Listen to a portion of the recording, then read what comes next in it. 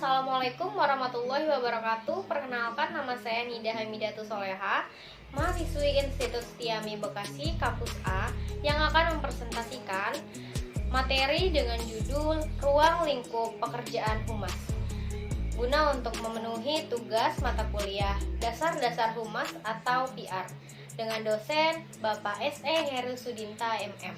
Berikut tayangannya. Ruang lingkup pekerjaan humas.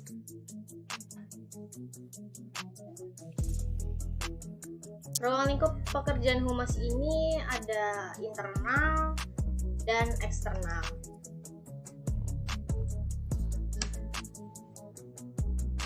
Internal meliputi dari employee relations atau bisa disebut juga dengan hubungan dengan para pekerja.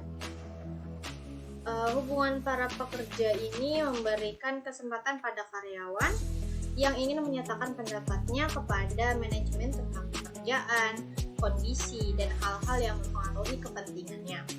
Komunikasi dua arah memberikan usulan kepada manajemen adalah penting. Kegalauan komunikasi karyawan dapat menciptakan kelambanan pegawai, ketidakefisienan produktivitas menurun, semangat kerja menurun, mungkin timbul pemogokan, serta masalah lain yang menimbulkan dan merugikan organisasi, misalnya penjualan produk menurun, keuntungan berkurang, dan citra organisasi akan negatif. Contohnya ini ada komunikasi dengan gelar rapat rutin antara karyawan dan manajemen, membahas masalah keuangan pabrik, keuntungan posisi perusahaan dalam industri, serta masalah perusahaan lainnya.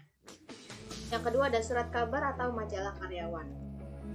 Lalu ada stakeholder relations atau bisa disebut juga dengan hubungan dengan para pemegang saham. Pemegang saham ini sangat penting sebab besar kecilnya modal menentukan besar kecilnya perusahaan. Hubungan yang terjadi haruslah hubungan yang sangat baik, tidak peduli besar atau kecilnya saham mereka.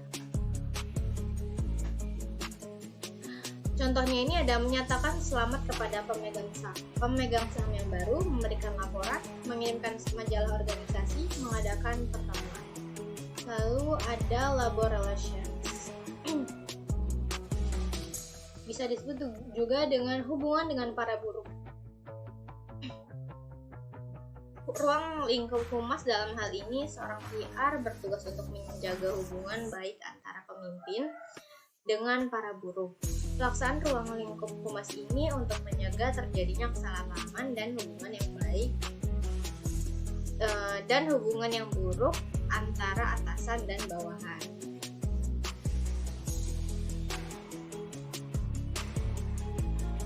Lalu ada manager relations atau bisa disebut juga dengan hubungan dengan para manajer.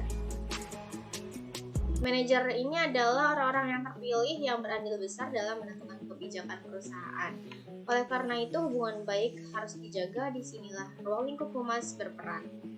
Caranya bisa dengan memberikan tunjangan jabatan, adanya coffee morning, mobil dinas, rumah dinas, dan lain sebagainya. Contohnya ini ada memberikan dukungan dari fasilitas perusahaan untuk tugas-tugas para manajer dalam memudahkan atau meringankan tugas manajer perusahaan. Yang kedua ada memberikan tunjangan yang cukup tinggi untuk para manajer perusahaan sesuai dengan tugas yang mereka emban. Lalu ada humas relations atau hubungan sesama manusia. Ruang lingkup humas ini menyangkut hubungan yang baik yang harus dibina oleh perusahaan dengan seluruh warga perusahaan sebagai manusia agar timbul rasa persaudaraan, kesetiakawanan, dan nantinya akan memunculkan teamwork yang baik untuk mencapai tujuan instansi atau perusahaan. Contohnya ini ada memfasilitasi serikat pekerja untuk meningkatkan loyalitas karyawan.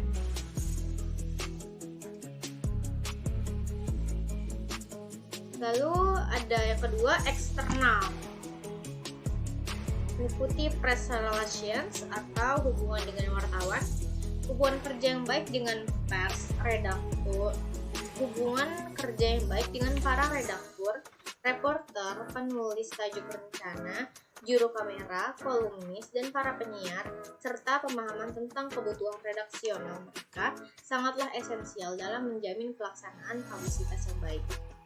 Contohnya ini ada press release, press conference, press interview, press room, dan press reception, dan press tour. Yang kedua ada government relations atau hubungan dengan pemerintah. Ruang lingkup humas ini adalah menjaga hubungan baik dengan pemerintah. Diperlukan karena akan banyak sekali kepentingan-kepentingan yang di dalamnya terdapat para pemerintah. Salah satu caranya dengan mensponsori kegiatan-kegiatan pemerintahan. Contohnya ini ada memberikan kontribusi untuk kegiatan pemerintah, misalnya pembangunan fasilitas umum atau taman kota, penanaman 1000 pohon, pembuatan bahan bakar energi yang ramah lingkungan, hemat energi dan efisien, serta berguna bagi masyarakat luas. Yang ketiga ada community relations atau hubungan dengan komunitas. Menjaga hubungan baik dengan warga setempat agar tidak ada pihak yang merasa dirugikan. Salah satu caranya dengan memberikan beasiswa. Inilah ruang lingkup humas yang berhubungan dengan community relations. Bentuk kegiatannya adalah sumbangan untuk kesejahteraan komunitas, meliputi bantuan untuk pelayanan sosial, organisasi kesehatan dan medis, kelompok budayaan, peningkatan asosiasi kemasyarakatan dan rekreasi. Yang keempat ada customer relations atau hubungan dengan pelanggan. Menjaga hubungan baik dengan para pelanggan karena mereka adalah aset terbesar yang menguntungkan perusahaan. Para pelanggan merupakan salah satu aset perusahaan yang paling berharga. Mereka merupakan sumber penjualan ulang, testimonial, dan acuan. Mereka merupakan sumber utama pelanggan baru. Contohnya ini ada memberikan kalender, merchandise, dan memberikan beasiswa perusahaan kepada anak konsumen dalam rangka meningkatkan hubungan konsumen. Selanjutnya ada ruang lingkup pekerjaan humas atau PR. Yang pertama ada publisitas, yang kedua ada pemasaran, yang ketiga ada public affairs, yang keempat manajemen isu, kelima lobby, dan hubungan investor. Sekian presentasi dari saya, kurang lebihnya mohon dimaafkan karena masih dalam tahap pembelajaran. Wassalamualaikum warahmatullahi wabarakatuh.